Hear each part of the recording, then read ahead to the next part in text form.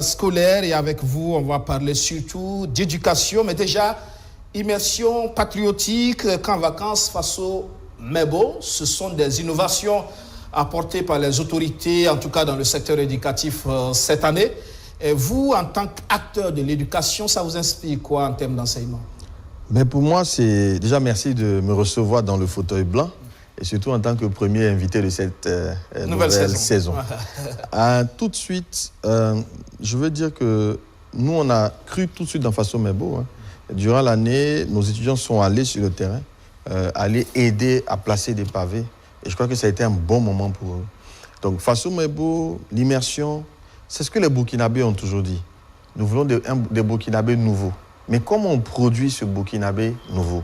Et je crois que c'est ce que ce gouvernement est en train de faire, de joindre la parole à l'action. Oui, il peut y avoir des imperfections. J'ai l'impression que c'est des entrepreneurs, en fait.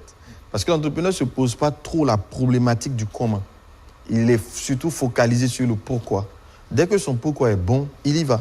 Et puis, au fur et à mesure, il corrige. Et je vois que vraiment, nous sommes dans l'action. On essaie des choses.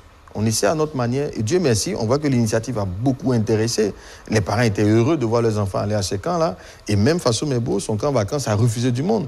Parce que justement, les gens se rendent compte qu'il faut bien que nos enfants, nos jeunes, reçoivent une autre perspective par rapport à leur façon d'apprécier la vie.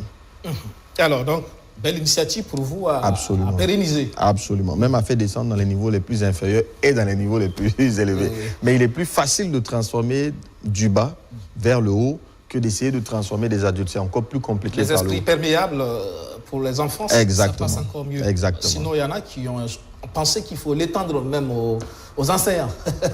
Mais je ne sais pas ce que ça produirait, mais sur des volets, oui. Parce qu'après, l'enseignant doit communiquer une certaine... Et ça, moi, c'est un de mes cris de cœur. Un enseignant, c'est un modèle. J'en parle dans mon livre, d'ailleurs. Des enseignants ont marqué ma vie, comme aussi bien positivement que négativement, malheureusement.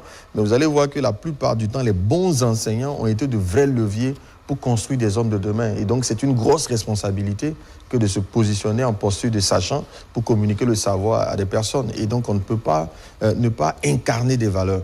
Donc, oui, comment trouver le levier pour élever justement le niveau d'éthique des enseignants? Oui, pour moi, c'est une bonne chose et de patriotisme.